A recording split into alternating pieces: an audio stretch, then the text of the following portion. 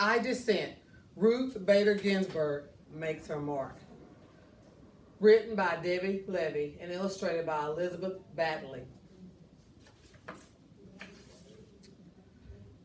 You could say that Ruth Bader Ginsburg's life has been one disagreement after another. The book said has, but she currently passed away. So we're going to say had been one disagreement after another. In 1940, Little Ruth's neighborhood was vibrant with immigrants, people from Italy, Ireland, England, Poland, and Germany, Jews from Russia, like Ruth's father, Nathan Bader, people from different cultures with different holidays, food, and traditions. But in all these families in Brooklyn, New York, and families everywhere, one thing was the same. Boys were expected to grow up, go out in the world, and do things. Girls were expected to find a husband. But Ruth's mother disagreed. Cecilia Amster Bader thought girls should also have the chance to make their mark on the world. So she took Ruth to the library, my favorite place. On the shelves were stories of girls and boys who did big things. Ruth read about Nancy Drew, girl detective. She discovered Amelia Earhart, daring aviator. She learned of Athena, goddess of Greek myths. Here were the independent girls and women taking charge. Ruth read her way into this world. Around her, her sweet scents of books blended with savory aromas from the Chinese restaurants downstairs. Delicious. A girl could do anything. Sometimes Ruth and her parents took car trips out of the crowded city. As they drove past a hotel in Pennsylvania, Ruth saw a sign. It said, "No dogs or Jews allowed." This is how it was in those days. Hotels, restaurants, and even neighborhoods announcing no Jews, no colors, no Mexican, whites only, no one else welcome. Ruth and her family were Jewish. This was prejudice, pure and simple. Now it was Ruth's turn to disagree. She disagreed by never forgetting how it felt to read such words. She never forgot the sting of prejudice. In elementary school, Ruth was excellent in some classes, less excellent in others. Her favorite was English, history, and gym. In those, she did well. But then there was handwriting. Ruth was left-handed. Back then, teachers told left-handers they should try to write with their right hands. Ruth's right-handed penmanship was bad. She earned a D on her penmanship test, and she cried. Then she persisted and protested. She protested by writing with her left hand that day forward, and it turned out that she had quite nice handwriting. Ruth also had a little problem with sewing and cooking. These were her least favorite classes, but girls had to take them. Boys took shop, where they worked with saws and tools. She wanted to take shop. She wanted to handle a saw. She didn't get what she wanted. It may have been unfair to girls and to boys, but Ruth was learning that sometimes life is just like that. Ruth loved music. She especially loved opera. In music class, she lifted her voice in song. This time, it was Ruth's music teacher who objected. Oh, gentlemen. Ruth simply could not carry a tune. The teacher asked Ruth not to sing out loud in the chorus. Ruth kept on singing in the shower and in her dreams. She continued to adore opera too. By this time, Ruth was in high school. Friends and teachers knew she was an outstanding student. She was a baton twirler, a cello player, and a newspaper editor.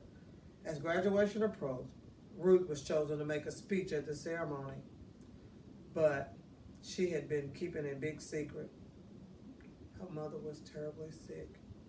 The day before graduation, Celia Bader died.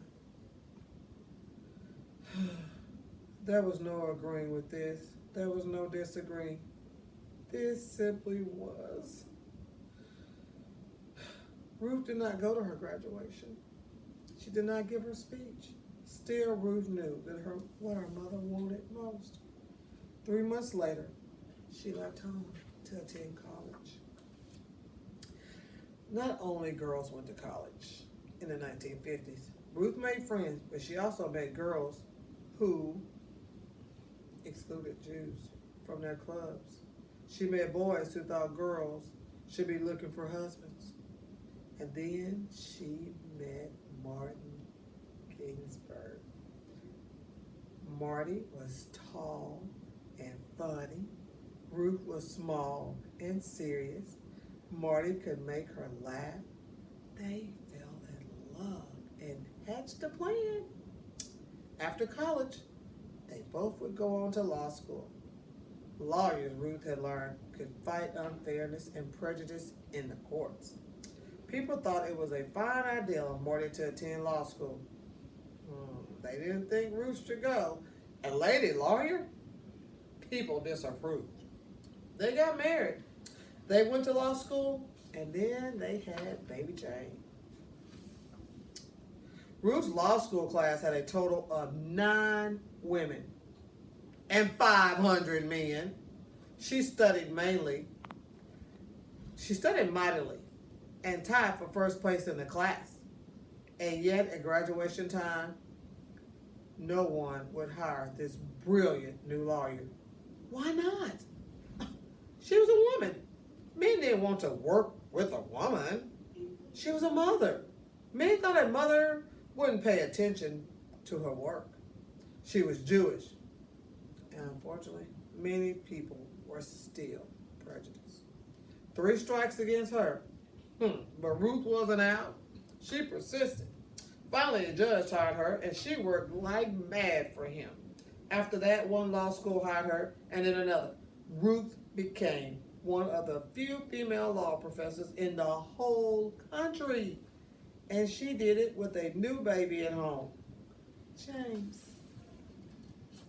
Ruth had disagreed and worked her way into being a lawyer and a professor. But around her, other women were excluded from jobs. When they did get jobs, they earned less than men. They were kept out of important roles in court and government. To make matters worse, the Supreme Court of the United States, the highest court in the land, approved of all of this.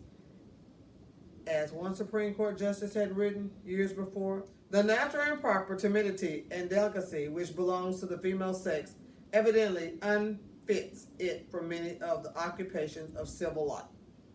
In other words, women and girls too shy and too weak to do big things in the world. Another Supreme Court opinion declared women have always been dependent upon men.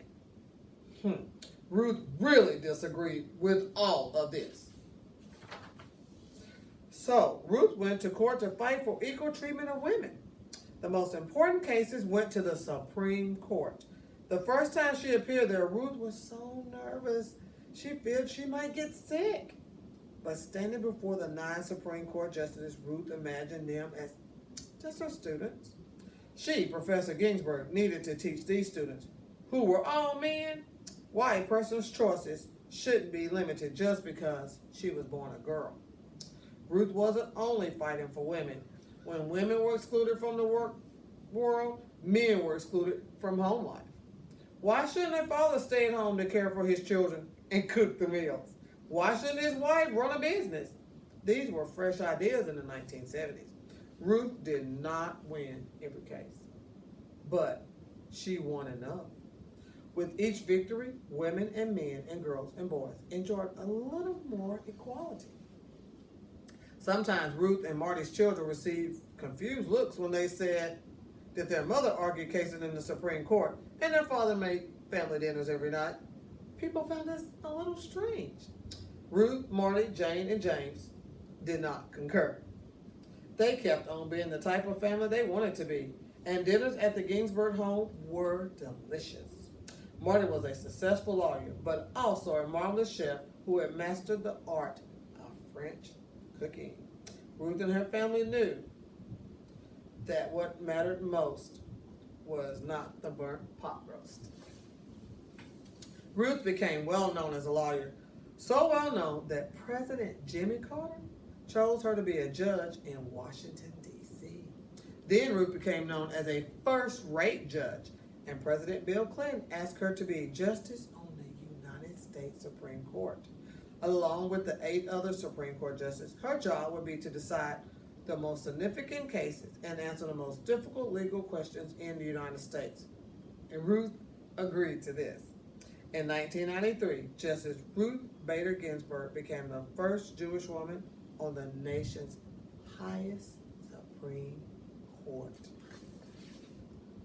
In each of the Supreme Court cases she considered, after hearing from other lawyers who argued on each side, the 9 justices, they took a vote. The side that gets the most votes wins the case. The justice who agreed with an opinion to explain the court's ruling. When Justice Ginsburg votes with the winning side, she wears a special lace collar, a collar over her robe. But many times when the Supreme Court announces the decision, Justice Ginsburg disagrees. She says, "I dissent." She says it over and over again, and then she writes her own opinion explaining why. Plus, she wears a different collar just for dissenting. "I dissent," said Justice Ginsburg, when the court wouldn't help women or African Americans or immigrants who had been treated unfairly at work. "I dissent," said Justice Ginsburg, when the court rejected a law meant to protect the rights of all citizens to vote, no matter their skin color. "I dissent," said Justice Ginsburg, when the court had said no to schools that offered African Americans a better chance to go to college. Justice Ginsburg can be very convincing. In one dissent, she explained why the court was wrong to rule against women workers who were fighting to get paid the same as men. Congress and the president agreed with her and passed a law to undo the court's ruling. Justice Ginsburg has disagreed most often with the legal views of Justice Anthony Scalia. But they didn't just complain. They shared their conflicting ideas. Each pointed out weaknesses in the other's argument. And after the opinions were written, the 2 justices had fun with each other. They didn't let disagreements about law get in the way of a long-time friendship. They went parasailing in France, riding on an elephant in India. And Justice Ginsburg now is the oldest member of the Supreme Court. Some people have said she should quit because of her age.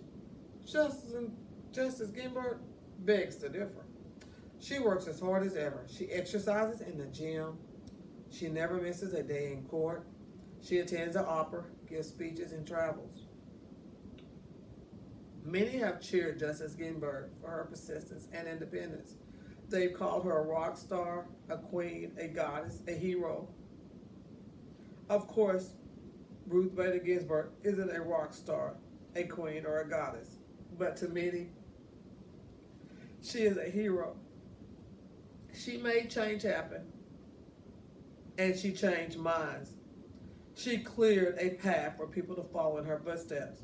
Girls in college, women in law school, and everyone who wants to be treated without prejudice. Her voice may not carry a tune, but it sings out for equality.